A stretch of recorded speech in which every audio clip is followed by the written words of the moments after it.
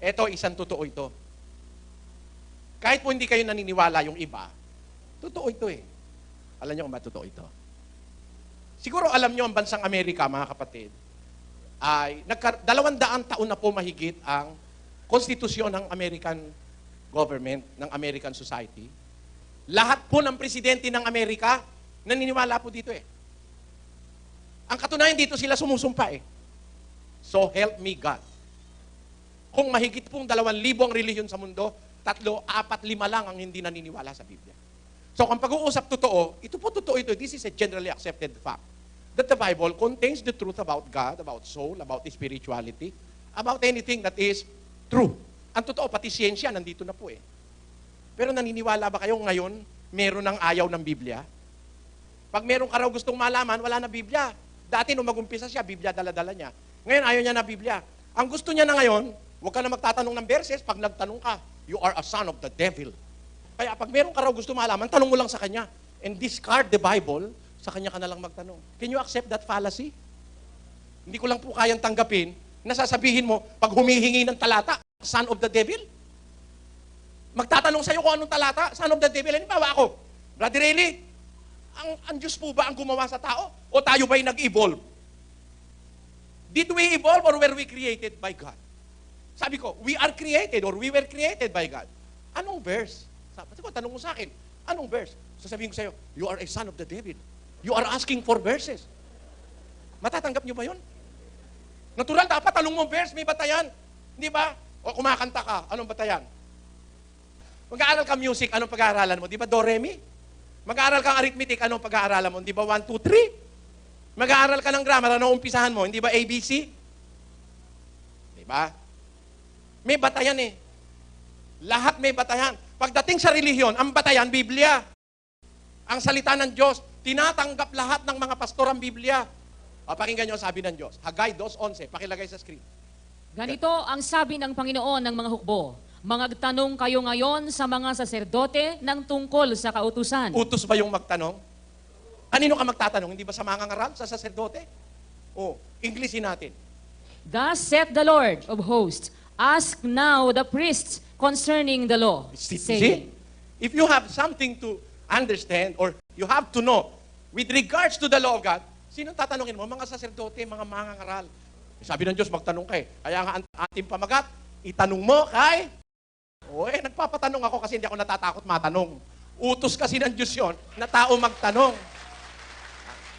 Utos po ng Diyos yun eh. Magtanong ang tao pagka ayaw mong patanong, may tinatago ka. Ako, wala akong tinatago. Gusto nyo yung magtatanong ngayon. Ba't ako matatakot? Wala naman akong ginagawang masama. Ano tatanong mo? Tatanong mo ba sa akin, banal na halik? Nasa Biblia yun eh. Ba't naman ako matatakot? Sagutin sa'yo nasa Biblia yun eh. Ano ba tatanong mo sa akin? Yung abuloy? Huwebes? Ikinalulungkot ko, walang abuloy yan ng Huwebes sa Biblia. Wala yun. Yung Santa Cena, may abuloy, wala sa Biblia yun. Maduduling ka kababasa ng Biblia, walang abuloy yan ng Santa Cena. Ano ba yung Santa Cena? Santa, banal. Cena, hapunan.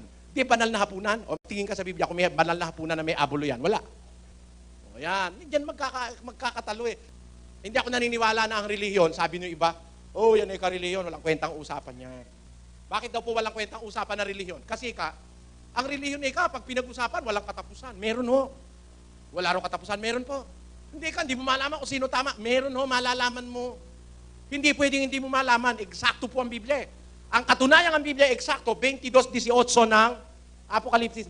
Aking sinasaksihan sa bawat taong nakikinig sa mga salita ng hula ng aklat na ito. Kung ang sino man ay magdagdag sa mga ito, ay daragdagan siya ng Diyos ng mga salot na nakasulat sa aklat na ito. At kung ang sino man ay mag-alis sa mga salita ng aklat ng hulang ito, ay aalisin ng Diyos ang kanyang bahagi sa punong kahoy ng buhay at sa bayang banal na nakasulat sa aklat na ito. Ang Diyos pong gumawa niyan ay eksakto. Ano palagay niyo yung kanyang turo? Hindi eksakto? Iba-iba? Yan. Yan po ang pinag-uusapan natin ngayon. Kailangan po eksakto. Pag sinabi na Santa Cena sa umaga, mali yun. Ang Santa Cena, banal na hapunan.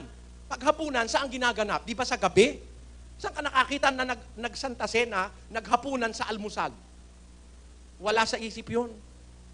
Sana hindi po ganun tayo. Pag totoo-totoo, doon tayo sa totoo, kay masaktan ka, kay masaktan ng tatay mo, kay masaktan ng nanay mo, Basta totoo, kailangan doon tayo maninindigan sa totoo. Dapat totoo lang.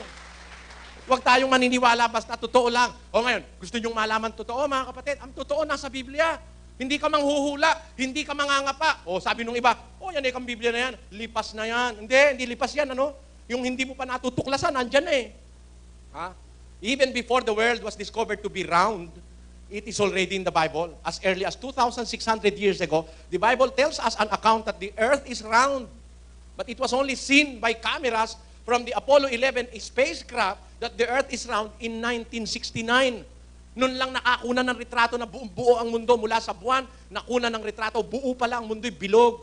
Pero 2,600 years even before the birth of Christ, nakasulat na sa Biblia, hindi pa naiisip ng tao, the earth is round. 40:22 of the book of Isaiah says, it is He that sitteth upon the circle of the earth. So the earth is round. God seated upon the circle of the earth. That is the prophecy of the book of Isaiah, which was written 600 years before the birth of Christ. O, hindi ba totoo ngayon yan? Hindi ka pa nga pinapanganak, nasa Biblia na yan, paano naging luma ang Biblia. Ang Biblia, lahat ng impormasyon sa katotohanan nandyan.